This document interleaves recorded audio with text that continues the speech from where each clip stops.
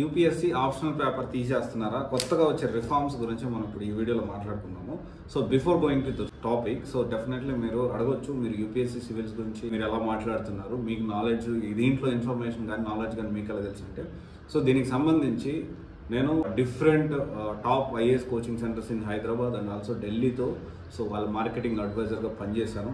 At the same time చాలామంది IAS IPS లేకపోతే కాబోయే ఎవరైతే ఉన్నారో ఐఏఎస్ యూపీఎస్సీ సివిల్స్ ర్యాంకర్స్ ఎవరైతే ఉన్నారో వాళ్ళందరితో కూడా ఇంటరాక్ట్ అవ్వడం జరిగింది యూపీఎస్సీ భవన్ దగ్గర. ఎవరైతే మెయిన్స్ అయిపోయి ఫైనల్ ఇంటర్వ్యూ అయిపోయి అంటే ఇంటర్వ్యూ క్యాండిడేట్స్ ఎవరైతే ఉన్నారో వాళ్ళందరితో అసలు వీళ్ళ ఇంటర్వ్యూ ఎక్స్పీరియన్స్ ఎలా ఉంది, వీళ్ళు ఎలా ప్లాన్ చేసుకున్నారని చెప్పి చాలా మందిని కలిశాను. డెఫినెట్లీ యూపీఎస్సీ భవన్ ఢిల్లీ దగ్గర ఉండి ఎవ్రీడే నేను అక్కడ ఉండి చాలా ఇన్ఫర్మేషన్ కూడా గ్యాదర్ చేశాను. ఎందుకంటే ఇంకొక విషయం ఏంటంటే ఐఏఎస్ కోచింగ్ సెంటర్స్ ఎలా ఉండాలి ఏంటి అనేది దాన్ని బట్టి నాకు అర్థమైంది. ఆ తర్వాత నేను హైదరాబాద్ వచ్చి మళ్ళీ అందరిని రివ్యూ చేయడం కూడా జరిగింది, ఆ వీడియోస్ కూడా జరిగినాయి.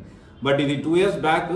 నౌ ఐ హ్యావ్ రీస్టార్టెడ్ అనమాట. యూపీఎస్సీ సివిల్స్ మీద ఖచ్చితంగా ఫోకస్ చేయాల్సిన అవసరం అయితే ఉంది. ఎందుకంటే కమింగ్ డేస్లో చాలా చేంజెస్ జరగబోతూ ఉన్నాయి అండ్ చాలా మందికి ఇన్ఫర్మేషన్ అనేది ఖచ్చితంగా తెలియాలి అండ్ అప్కమింగ్ జనరేషన్కి, అప్కమింగ్ ఆస్పిరెంట్స్కి అండ్ ప్రతి మూలలో. ఎందుకంటే తెలుగులో రివ్యూస్ కానివ్వండి, ఐఏఎస్ కోచింగ్ సెంటర్స్ రివ్యూస్ ఇచ్చేవాళ్ళు కానివ్వండి, తెలుగులో ఈ coaching centres civils coaching centres information ఇచ్చేవాళ్ళు అంతా ఎవరు లేరు. దానికి సంబంధించే మనం ఖచ్చితంగా, ఎందుకంటే ఈ జోనర్లో ఉండాలి, ఖచ్చితంగా మన స్టూడెంట్స్ హెల్ప్ చేయాలనే ఉద్దేశంతోనే నేను మళ్ళీ స్టార్ట్ చేయడం జరిగింది. ఇక్కడ ఈ వీడియోలో మనకి కొన్ని రిఫార్మ్స్ అనేవి వచ్చాయి. అంటే యూపీఎస్సీకి సంబంధించి బోర్డు అనేది కొన్ని మార్పులు చేర్పులు అనేవి చేయడానికి సంసిద్ధమైంది ఆఫ్టర్ ఎలక్షన్ అని చెప్పి. ఇది అన్అఫీషియల్ ఇన్ఫర్మేషన్ అయినప్పటికీ చాలా యూపీఎస్సీ మాజీ చైర్పర్సన్స్ కానివ్వండి, చాలా అథెంటికేషన్గా ఈ ఇన్ఫర్మేషన్ అయితే వచ్చింది. దీనికి సంబంధించింది ఆల్రెడీ అందరూ కూడా మాట్లాడుతూ ఉన్నారు. అండ్ ఇక్కడ మనకు మెయిన్గా ఏంటి అంటే 4 రిఫార్మ్స్ అయితే వచ్చాయి. 4 మార్పులు చేర్పులు 4 విషయాల్లో ఖచ్చితంగా మారబోతున్నాయి ఎలక్షన్స్ తర్వాత. ఇది మనం వింటే దీనివల్ల మనకు అడ్వాంటేజ్ ఏంటి, డిసడ్వాంటేజ్ ఏంటి కూడా మనకు అర్థమైపోతుంది. అండ్ ఎలక్షన్ తర్వాత మళ్ళీ మెయిన్గా చాలామంది, నేను ఇప్పుడు కాదు ఫస్ట్ టైం ఇంటర్వ్యూ క్యాండిడేట్స్ని కలవడానికి వెళ్ళినప్పుడు కానీ, ఆ తర్వాత కలవడానికి వెళ్ళినప్పుడు కానీ ఆల్రెడీ ఐపీఎస్ ట్రైనింగ్లో ఉంటారు. మళ్ళీ ఐపీఎస్ ట్రైనింగ్ అయిపోయి మళ్ళీ కూడా ఐఏఎస్ కోసం ట్రై చేసి, అంటే వీళ్ళు ఆల్రెడీ ఐపీఎస్ అయిపోయి క్రాక్ చేసి ట్రైనింగ్ పీరియడ్లో ఉండి మళ్ళీ ఐఏఎస్ క్రాక్ చేయడానికి వస్తూ ఉంటారు. దీనివల్ల చాలామంది నేను అనుకుంటూ ఉండేవాడు, అరే ఎందుకు ఇలా చేస్తూ ఉన్నారు, దీనివల్ల ఎంతమంది కష్టపడుతున్నారు ఆ ర్యాంక్ కోసం, వాళ్ళ ఆపర్చునిటీ మిస్ అయిపోతుంది. ఐఆర్ఎస్ వచ్చింది మళ్ళీ ఐపీఎస్ రావాలి, ఐపీఎస్ వచ్చింది ఐఏఎస్ రావాలి, ఐఏఎస్ వచ్చింది టాప్ ర్యాంక్లో రావాలి, ఎందుకంటే నాకు నచ్చిన లొకేషన్ నాకు కావాలి. ఇలా చాలామంది నేను క్రాక్ చేస్తున్నాను చాలామంది అవకాశాలు అంటే పోయేలాగా వీళ్ళు బిహేవ్ చేస్తూ ఉన్నారు. ఇది మంచిదా చెడ్డదంటే ఎవరి ఒపీనియన్ వాళ్ళది. బట్ యూపీఎస్సీ దీనికి సంబంధించి గుర్తించి డెఫినెట్లీ దీన్ని మార్చాలని చెప్పి ఒక్కసారి ఒక క్యాడర్ ఫిక్స్ అయితే మళ్ళీ నెక్స్ట్ టైం ఎగ్జామ్ రాయడానికి ఎలిజిబిలిటీ లేదని చెప్పి ఒక రిఫార్మ్ అనేది తీసుకురాబోతోంది.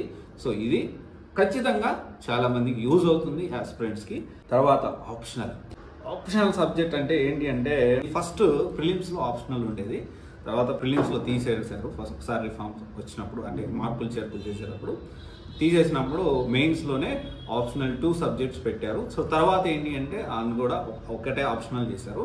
దీనివల్ల ఏమవుతా ఉందంటే, అంటే వాళ్ళ ఆలోచన విధానం నేను అనుకుంటున్నాను. ఎందుకంటే ఇప్పుడు మనం ప్రీవియస్ ఇయర్ అబ్జర్వ్ చేస్తే పబ్యాడ్ ఒకరు స్ట్రాంగ్గా ఉంటారు, ఎంబీబీఎస్ వాళ్ళు బాగా ర్యాంకులు కొట్టేవారు, మ్యాథమెటిక్స్ కొంతమంది top ranks all India rank number 1 కొట్టేవాళ్ళు.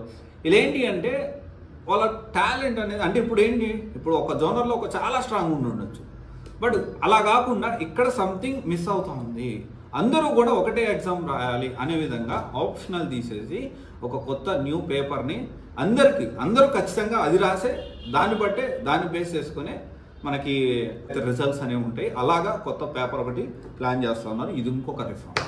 And definitely ఇంకొకటి లాస్ట్లో ఉంది ఏజ్ గురించి. ఏజ్ తగ్గించబోతూ ఉన్నారు, దాని గురించి మాట్లాడుకుందాము. అది చాలా ఇంపార్టెంట్. దాని గురించి మాట్లాడుకునే ముందు ఇంకొక రిఫార్మ్ గురించి మనం మాట్లాడుకోవాలి. అండ్ ఇక్కడ కొత్త సబ్జెక్ట్ ఒకటి యాడ్ చేస్తూ ఉన్నారు.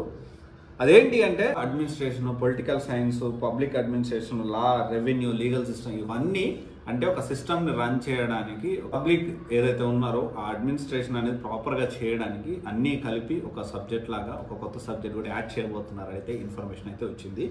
అండ్ ఇంకొక చాలా జీవితాలు తలరాతలు కోచింగ్ సెంటర్ల రాతలు కూడా మారే, అంటే కోచింగ్ సెంటర్ల రాతలు ఎందుకు మారుతాయండి మీరేం మాట్లాడుతున్నారంటే, మన వాళ్ళు మెయిన్గా ఏంటంటే ఏం చేస్తారంటే 9 months 10 months కోచింగ్ ఉంటుందండి జిఎస్. మామూలుగా ఏంది 9 to 10 months అనేది మనందరికి తెలిసే విషయం. ఆప్షనల్ ఒక 3 నుంచి 4 నెలలు.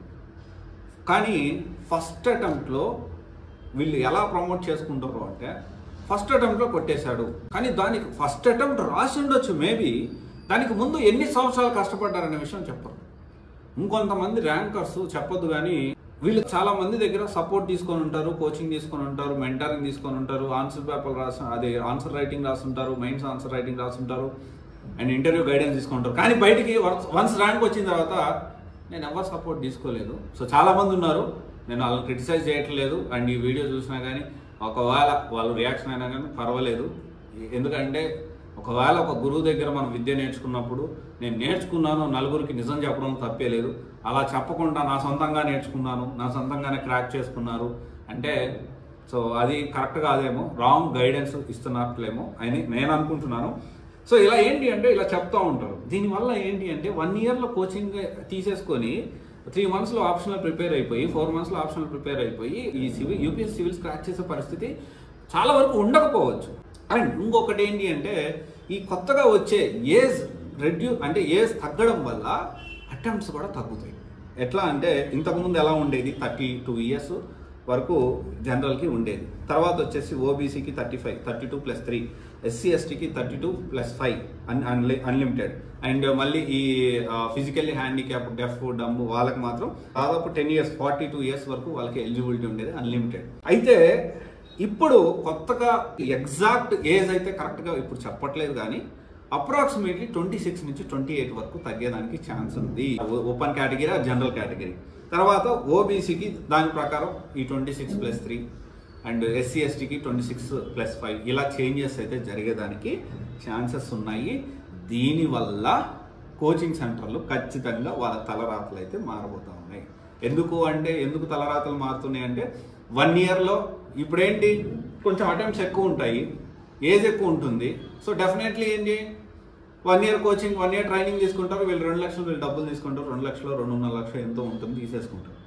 సో దానివల్ల కొంత మార్పులు అంటే కొంత ఏంటి అంటే తక్కువ టైం ఉంది కాబట్టి మన వాళ్ళు కూడా దాన్ని ఆలోచించి నిర్ణయం తీసుకునే పరిస్థితి ఉంటుంది. అండ్ ఇంకొకటి వచ్చేసి ఏంటి అంటే లాంగ్ టైం అంటే బీటెక్, ఒకవేళ బీటెక్లో జాయిన్ అయ్యారనుకోండి, డిగ్రీలో జాయిన్ అయ్యారనుకోండి, ఎవరైతే డిగ్రీ ఫస్ట్ ఇయర్ నుంచి బీటెక్ ఫస్ట్ ఇయర్ నుంచి, లేకపోతే వాడు నిజంగా రియల్గా చిన్నప్పటి నుంచి వాడి కళ అయితే ఇంటర్ ఫస్ట్ ఇయర్ నుంచి ఎవరైతే ప్లాన్ చేసుకుంటారో వాళ్ళు ఖచ్చితంగా కమింగ్ డేస్లో సివిల్స్ ఎక్కువ క్రాక్ చేసేది, ఎక్కువగా ముందు నుంచి దూరదృష్టి ఉండి ప్లాన్ చేసుకున్న వాళ్ళు ఎవరన్నా ఉంటే వాళ్ళు మాత్రమే క్రాక్ చేసే పరిస్థితి అయితే ఉండబోతా ఉందని ఈ వచ్చిన రిఫార్మ్ వల్ల మనం మాట్లాడుకోవచ్చు. ఇది ఎలక్షన్ తర్వాత దీని గురించి నోటిఫికేషన్ రావచ్చు. ఒకవేళ కొంచెం లేట్ అయినా నెక్స్ట్ 1-2 yearsలో ఖచ్చితంగా కొంత ఎగ్జామ్షన్ ఇచ్చిన, ఇప్పుడు ఉన్న వాళ్ళు కొంత ఎగ్జామ్షన్ ఇచ్చిన 1-2 yearsలో ఖచ్చితంగా ఇవి ఇంప్లిమెంట్ అయ్యే ఛాన్సెస్ ఉన్నాయి. ఇంకా కూడా రిఫార్మ్స్ అనేవి కొత్తగా మారేదానికి, మార్పులు చేర్పులు చేయడానికి యూపీఎస్సీ బోర్డ్ సంసిద్ధమైందనే మనం తెలుసుకోవాలి. కొత్తగా యూపీఎస్సీ సివిల్స్ ప్రిపేర్ అవ్వాలి 10th అయిపోయిన తర్వాత నుంచి వాళ్ళు ఇప్పటి నుంచి ఆలోచించడం అనేది ఖచ్చితంగా ఎంతైనా అవసరం ఉంది అనేది నా opinion. At the end of the day ఆలోచించి నిర్ణయం తీసుకోండి, తొందరపడద్దు. డెఫినెట్లీ లైఫ్కి సంబంధించిన విషయం, ఖచ్చితంగా ఆలోచించి నిర్ణయం తీసుకోండి. All the best.